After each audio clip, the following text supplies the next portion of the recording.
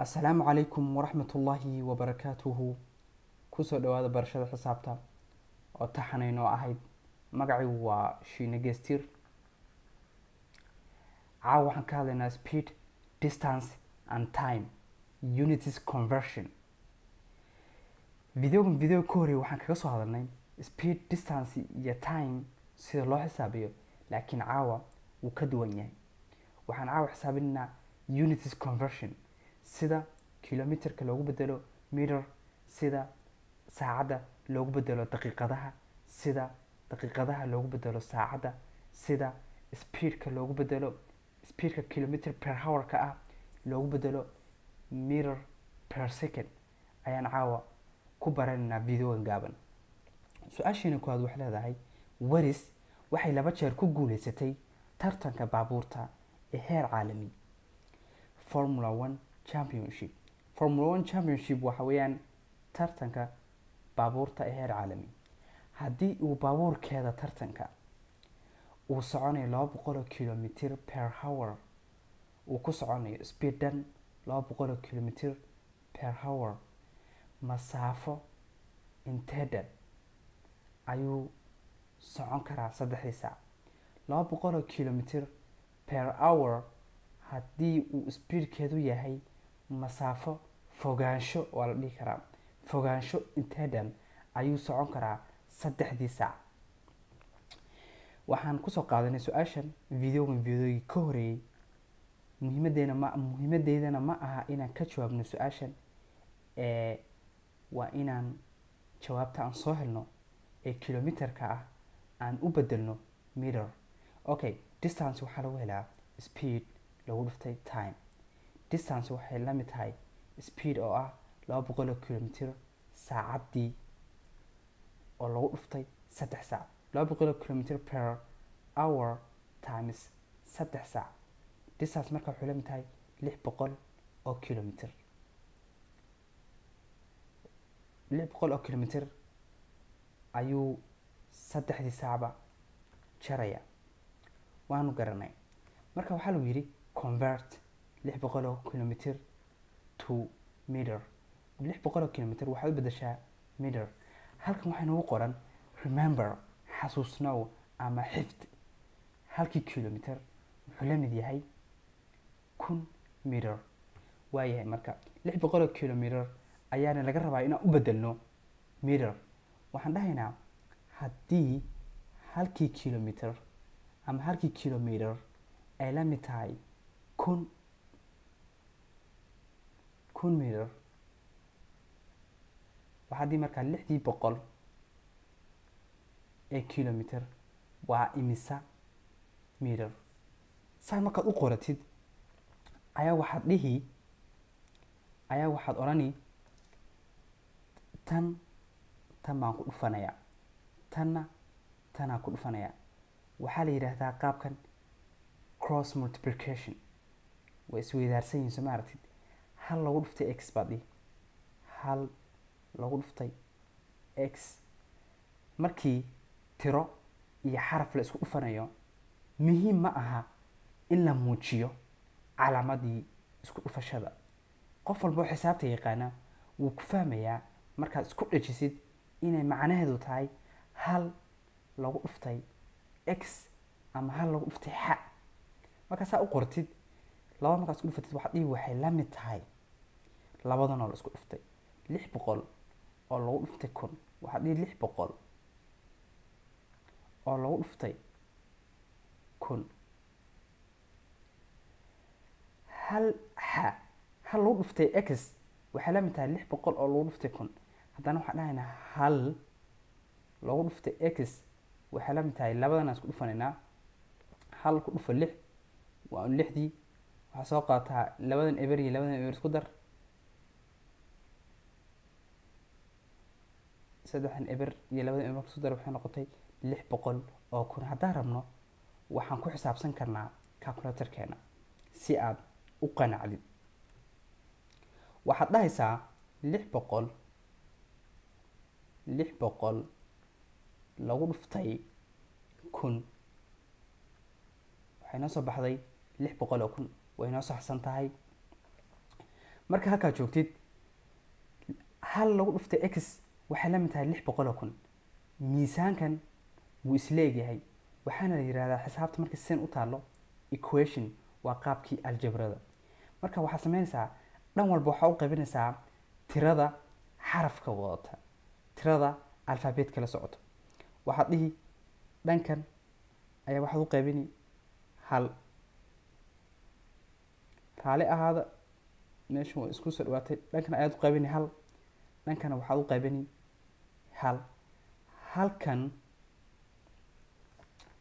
halkan iyo halkan waxaan u jeedaa sorry halkan iyo halkan hasla go-an waxaa noo soo baxday x marka waxay la mid tahay 600,000 loo qaybiye hal waa 600,000 waxaan dhahaynaa 600,000 oo mitir ama meter ayay la mid tahay 600 kilomitir waxaan rajeynayaa inaan su-aashii koowaad ama tusaaleheenii koowaad aan jawaabtiisa soo helnay su-aasheena labaad ee halkan noogu qoran waxay leedahay waris iyo sayigeeda raage waxay safar ugu baxeen jigjiga iyagoo kasoo baxay ama kasoo kicitaamay hargeysa iyagoo watay baabuurkooda raaxada waxay kusoo baxeen baabuurkooda raaxada ee loo yaqaano Leyla Calaawi waxayna safarka ku jireen waqti dhan 2 saac waayahay oo aan kala joogsi lahayn waxayna socdeen masaafo dhan ama fogaansho dhan 141 kilomitir haddaba waris xawaare ama speed intee dhan ayay ku waday baabuurka speedka waxaa lagu helaa distancega loo qeybiy timeka distancegu wuxuu ahaa 141 kilomitir oo loo qeybiyey 2 oo ah 2 saac dhexda kusoo jireen speedku marka ay ku wadayeen waxaan soo ogaanay inuu yahay 70.5 kilomitir per hour speedkaas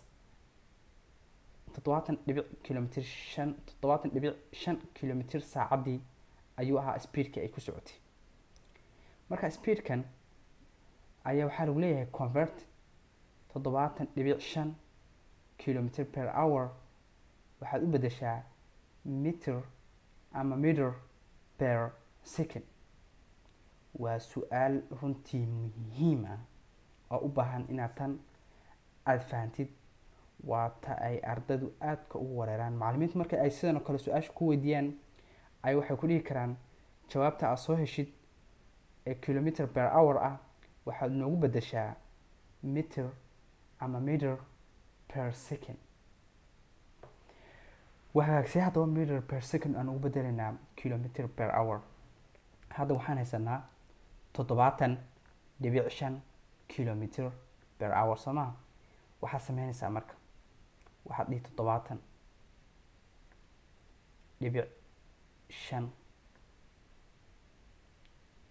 kilometer وحنا لو قرأسين أكله per hour سامرك وقرن تاي haddana waxaad furaysaa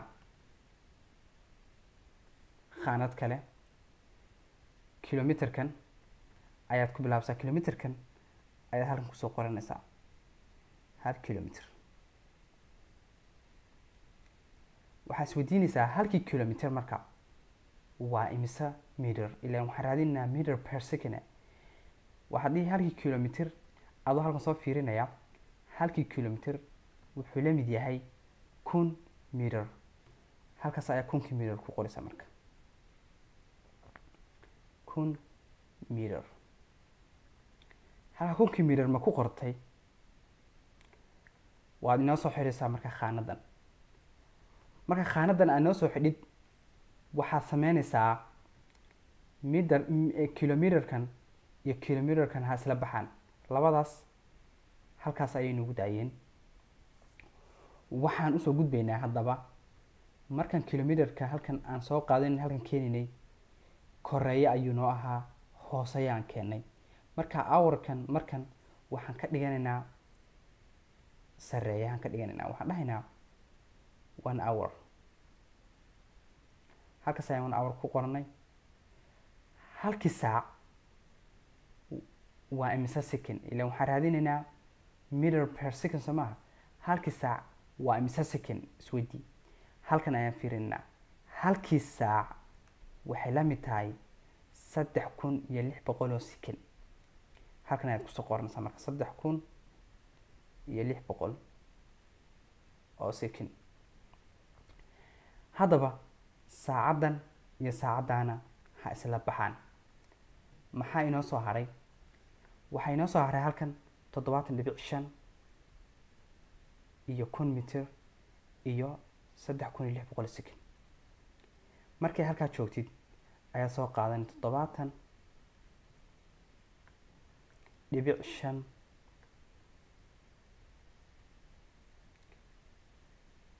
kunkana soo qaadanaysaa loo qeybiyo baad dhihi 36. waxaan jeedaa 3600. waxaad samayn kartaa laba waad isku dhufan kartaa oo tan ayaad u qaybin kartaa, labadana waad isku qaybin kartaa oo tan ayaad ku dhufan kartaa. marka waxay la mid tahay labadana waad isku dhufanina, tan waa u qaybinina inagoo isticmaalina calculator-keena. 7.5 lagu dhuftay waxaan dhahaynaa 1000 mitir waxay la mid tahay tiradaas. markaas waxaan u qaybinaynaa 3600 oo second loo qaybiyey 3600 oo second. waxaa noo soo baxday 19.5833. 19.5833 weligeed soconaysa meter per second. 19.5833 meter per second ayay noqotay markii loo bedelay 7.5 kilometer per hour bay ahayd markii hore. waxaan u bedelnay meter, waxay noqotay 19.5833 meter per second. 19 meter ayuu wuxuu jarayay halkii secondba. halkaas ayaan tusaalaheeni labaadna oo gudubnay. laakiin waxaan rabaa tusaalaheeni labaad inaan hal mar oo kale ku celiyo tusaale kale iyadoo ah. weligaa wadadan dheer ma maraysid. markii aad wadadan ku baratid waxaad fahmaysaa in ujeedada laga leeyahay ay tahay inaad xifdidid. wadadan dheer markii lagugu barayo inaad xifdidid halkii kilometer inay la mid tahay 1000 mitir, halkii saacna ay la mid tahay 3600 oo second. haddii aad intaa xifdidid waxaa sameyn mar walba markii lagu dhaho speedkan waxaa u bedeshaa for example 7.5 kilometer per hour waxaad u bedeshaa meter per second. markii lagu dhaho u bedel, waayahay baad dhihi 70kan halkaas ha i yaalo. waxaad dhihi marka kilometerkan halkii kilometer waa imisa, waxaad dhihi waa 1000. halkaa 1000 baad dhihi haye okay 1000 halkaa isoo dhig. haye saacadana halkii saacadood waa imisa second, ilaan waxaa laga rabaa meter per second. waxaad dhihi waa 3600 oo second loo qeyb 3600 oo second baad dhihi.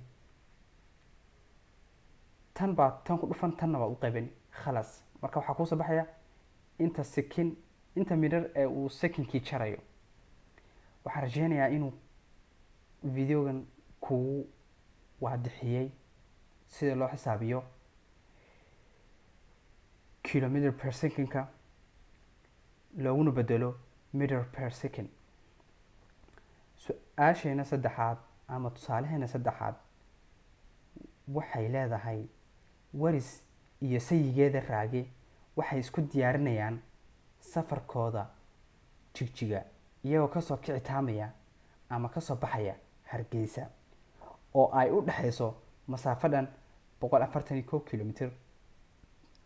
waxayna qorshaysteen inay baabuurka ku wadaan xawaare dhan 70.5 kilomitir per hour. haddaba waqti intee dhan ayuu ku qaadanayaa safarku? haatan waxaan laga rabaa markaan soo helno safarka waqti ku qaadanayo. waxaan kusoo qaadanay videoga ka horeeyay su'aalahan, laakiin ujeedkaygu caawa waxa weeyaan waa convert inaan u bedelno unitkan soo helnay unitkiisa kale. tusaale ahaan kilomitirkeena u bedelno meter,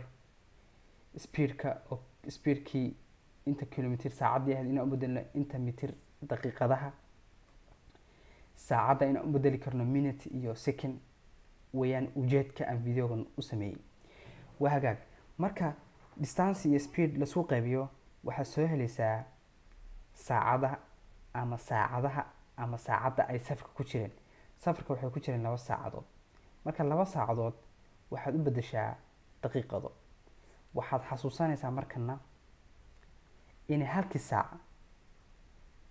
halkii saac ay la mid tahay 60 daqiiqadood.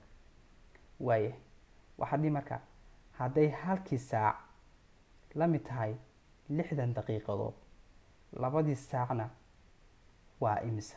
saa unbad ayar xisaabsan. tan ku dhufo. waxaad dhihi 1 lagu dhuftay x waxay la mid tahay 2 lagu dhuftay 6, 120. dhan walba waxaad u qaybsaa tirada xarafka wata, dhankan waxaad u qaybsaa tiradii xarafka watay. halkan iyo halkan waa isla baxeen. waxay noo soo hadhay x oo ah lambarka aan raadinayno. x waxay la mid tahay 120 loo qaybiyey 1 waa 120 minute. labadii saac waxay la mid tahay 120 daqiiqadood. waayahay. haddaba su-aasheena waxa weeyaan labadii saac imisa second ayay la mid tahay? haye waxaan filaynaa marka formulkani laga rabo inaan xifdino. halkii saac waxay la mid tahay 3600 oo second. okay, markaan hadda second u bedelina tan waxaan usoo bedelnay minute waa tan waan kasoo dhamaanay. hadda secondka ayaan u guda galaynaa. waayahay. hadday halkii saac ay la mid tahay 3600 oo second, labadii saac waa imisa second? ma fahanti? tan ku dhufo. 1 lagu dhuftay x waxay la mid tahay tan iyo tan la isku dhuftay. tan markii lagu dhufto waxay noqonaysaa 3600 lagu dhuftay 2 waxay la mid tahay 7200. markaasaa waxaad u qaybinaysaa mar walba tirada xarafka wata oo ah 1. tanna waxaad u qaybinaysaa 1. halkan iyo halkan waa isla baxeen. waxaa noo soo haray lambarka aan raadinayno 7200 loo qaybiy 1 waa 7200 oo second.